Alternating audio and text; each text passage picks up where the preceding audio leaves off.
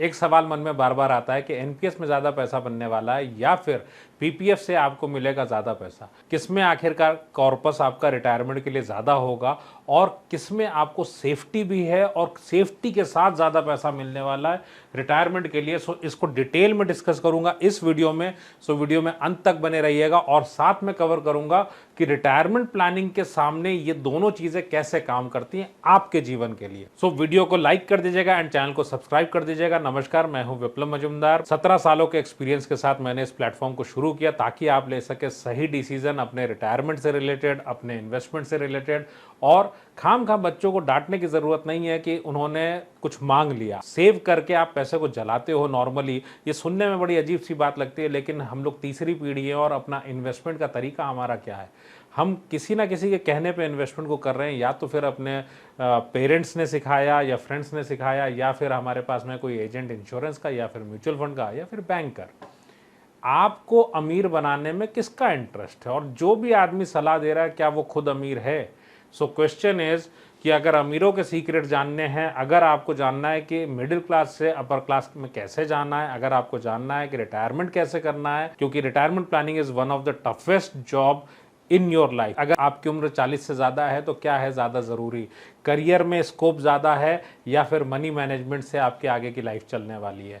सो इन सवालों के साथ आप बन सकते हैं अपने financial plan. Links are in the description और आप planyourworld.com वेबसाइट से ले सकते हैं। वीडियो को स्टार्ट करते हैं। एनपीएस में पैसा बनेगा या पीपीएफ में, तो समझ लेते हैं पहले एनपीएस कैसे काम करता है, आपका पीपीएफ कैसे काम करता है, रिटायरमेंट क्या है, तीनों अलग अलग। सो सबसे पहले हम लोग बात करते हैं एनपीएस की। सो एनपीएस क्या है? एनपीएस में ये न्यू पेंशन सिस्टम है जो कि भारत सरकार ने इंट्रोड्यूस किया 2004 के लगभग। अब मुद्दा यह आता है कि यहाँ पे 4 तरीके के फंड्स हैं। आपके पास में बॉन्ड्स हैं, आपके पास में जीसेक है, आपके पास में इक्विटी है और आपके पास में है ऑल्टरनेटिव इन्वेस्टमेंट्स।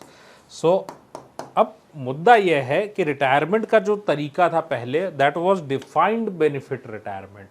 मतलब आपने अगर 20 साल जॉब किया, 20 साल का कैलकुलेशन हो गया, लास्ट सैलरी के साथ कैलकुलेशन एक फॉर्मूले के तहत आपको मिल गया, इतनी पेंशन होगी। अभी क्या है retirement? This is known as contributory pension.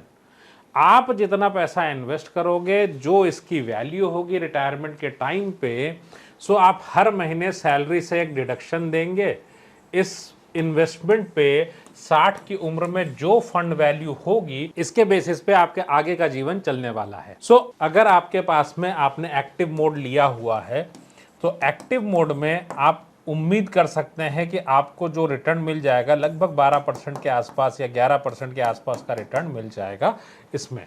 अगर आपके पास एक्टिव मोड नहीं है तो आप मान के चलें आपको 8% का रिटर्न मिलेगा एनपीएस से। दूसरा, 52 की उम्र के बाद आपका इक्विटी एक्सपोजर धीरे धीरे घटता जाएगा। तो जो भी इन्वेस्टमेंट है जीवन में, अगर आपके पास 20 साल हैं, 30 साल हैं, तो आप रिटर्न अलग अलग लेके चलें। सो हम इसको मान लेते हैं कि आपको 10% का ओवरऑल रिटर्न ये आपको देगा। वेयर एज जब हम पीपीएफ की बात करते हैं, सो पीपीएफ आपको क्या देने वाला है? सो पीपीएफ देने वाला है, ये भारत सरकार की स्कीम है, गवर्नमेंट ऑफ इंडिया की स्कीम है और इसमें आपको 7.1% का रिटर्न मिलेगा। पूरी जिंदगी आप इसको कंटिन्यू कर सकते हैं। पहले 15 साल की ये स्कीम होती है 15 ईयर्स के लिए, फिर आप इसको हर 5 साल के लिए एक्सटेंड करा सकते हैं इस स्कीम को। और ये अपने आप में एक ऐसी स्कीम है जिसका कि जो रिटर्न है, इस पे रिटर्न पे आपको कोई टैक्स नहीं देना और बाद में जो मैच्योरिटी है that is also tax free. NPS की मैं बात करूं तो एनपीएस का तरीका क्या होता है? सो बेसिक डिफरेंस दोनों में क्या है? एनपीएस में जो भी 60 की उम्र में पैसा बनेगा आपका, इस पैसे का 40% चला जाएगा आपका पेंशन प्लान में और बाकी पैसा आप 60% आप इस पैसे को यूज कर पाएंगे। सो पेंशन प्लान की जब मैं बात करता हूं तो this gives you fixed income for ever. Fixed income से कई लोग खुश होंगे, कई लोग दुखी होंगे। फिक्स्ड इनकम का पहले मतलब समझ लेते हैं। फिक्स्ड इनकम का मतलब क्या है? आप 60 की एज पे आप 50,000 रुपए महीने का खर्च कर रहे हो। ये आपको मान लीजिए 50,000 का खर्चा दिया इसने पहले साल, दूसरे साल 50,000 का दिया, बट आपके जो एक्सपेंसेस हैं दीज कीप ऑन ग्रोइंग। सो ये रेगुलर बेसिस पे आपके एक्सपेंसेस बढ़ते जाएंगे और हर साल बढ़ेंगे। अब आपके मन में एक बात आएगी, ठीक है देखा जाएगा कितना बढ़ जाएगा, हर 10 साल में डबल। तो 60 में जो 50,000 का खर्चा है वो हो गया 1,70,000 पे, 80 पे हो गया आपका 2 लाख रुपया और आपको आ रहे हैं 50,000। क्या घर चलेगा? अब आपके मन में आया 80 की उम्र तो हम जिएंगे ही नहीं, क्या ऊपर वाले ने बुलाया है स्पेशली? ऐसा तो है नहीं। सो पॉइंट इज, जब तक हम जीवन में हैं, जब तक हमारा जीवन है, तब तक हमारे पास पैसा होना चाहिए। और अगर आप ऐसे सोचो, आज आपका घर का खर्चा जो भी है उसको आप 1/4 कर दो, आपको पैसे उतने ही मिल रहे हैं, मैडम आपसे पूरे पैसे मांग रही हैं, क्या घर चला पाएंगे? सो अगर ऐसी स्थिति है तो पेंशन प्लान से घर नहीं चलने वाला, बाकी जो पैसा आपके पास आया उससे आपको प्लान करना पड़ेगा। ये तो हो गया एनपीएस का। सो रिटायरमेंट पे कैसे काम करेगा उस पर हम अलग से आएंगे। पीपीएफ की जब मैं बात करता हूं तो पीपीएफ क्या करेगा, पीपीएफ में 60 की उम्र पे आपने पैसे को ग्रो करा लिया। अब हम पहले देख लेते हैं कि दोनों में हमें पैसा कितना मिलने वाला है 60 की उम्र में, अगर 40 की उम्र आज है तो। सो हमने मान लिया कि 1.5 लाख रुपए ईयरली ये इन्वेस्ट कर रहे हैं और अगले 20 साल तक इन्वेस्टमेंट करेंगे। सो अगर मैं पीपीएफ में लेता हूं तो 7.1% का रिटर्न है और इसका मतलब ये हुआ उनको मैच्योरिटी पे पैसा जो मिलेगा that would be 66,58,000 rupees as a corpus. तो ये हो गया पीपीएफ का। अब अगर इसी चीज़ को मैं 10% पे ले लेता हूं सो 10% पे आपका पैसा बनेगा 94,50,000। एक तरफ है 66 लाख, एक तरफ है 94 लाख। सो आपके पास 60 की उम्र में एनपीएस से मिलेगा 94 लाख और पीपीएफ से आपको मिलेगा 66 लाख। अब ऑब्वियसली कॉर्पस अगर देखें तो एनपीएस का ज़्यादा होगा, लेकिन अगर आपके पास समय कम है, अगर आपका एक्टिव मोड नहीं है तो फिर आपको एनपीएस में कम मिलेगा रिटर्न, ये बात की गारंटी है अपने आप में।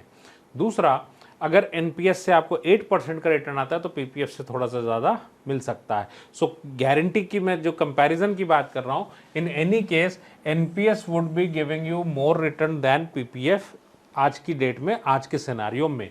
बट दूसरा सवाल यहाँ पे एक बहुत बड़ा आता है जिसको मैं इस तरह से ले सकता हूँ कि ये हो आप, और यहाँ पे मैंने बात करी पीपीएफ की और यहाँ पे हम बात कर लेते हैं एनपीएस की और साथ में बात आती है रिटायरमेंट की।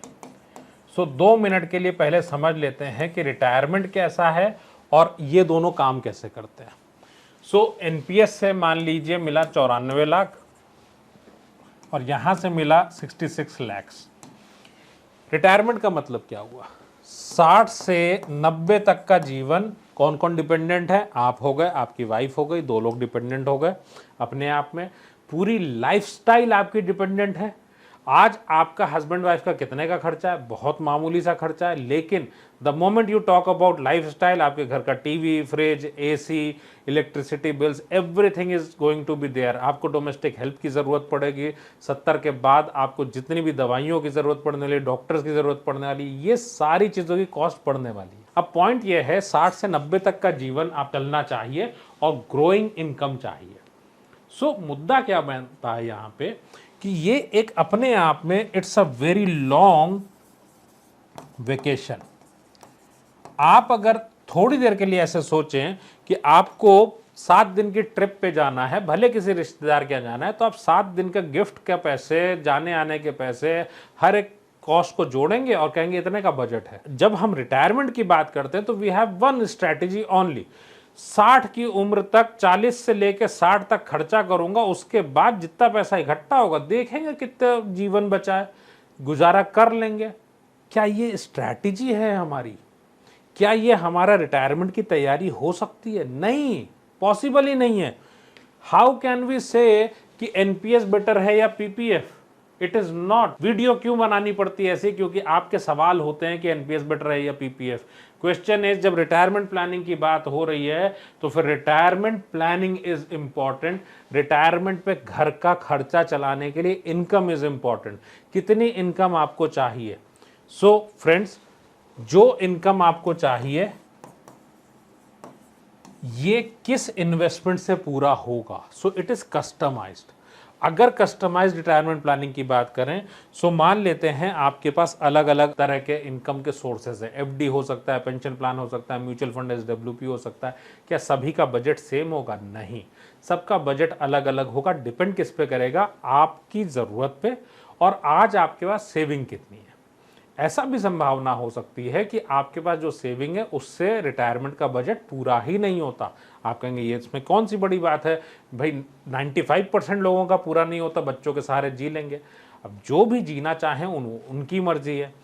पॉइंट इज, अगर वक्त रहते मैं आपसे ये कहूँ, आपको मान लेते हैं आपने म्यूचुअल फंड से अगर बनाया अपनी इनकम 4 करोड़ लगेगा, लेकिन ऐसा भी हो सकता है कि 1 करोड़ से ही आप रिटायर हो जाए, ऐसा भी हो सकता है 70 लाख से ही हो जाए। बट ये तभी होगा जब किसी भी एजेंट को छोड़ के, किसी बैंकर को छोड़ के आप अपनी रिटायरमेंट प्लानिंग खुद करेंगे, प्रॉपर ट्रेनिंग लेकर के।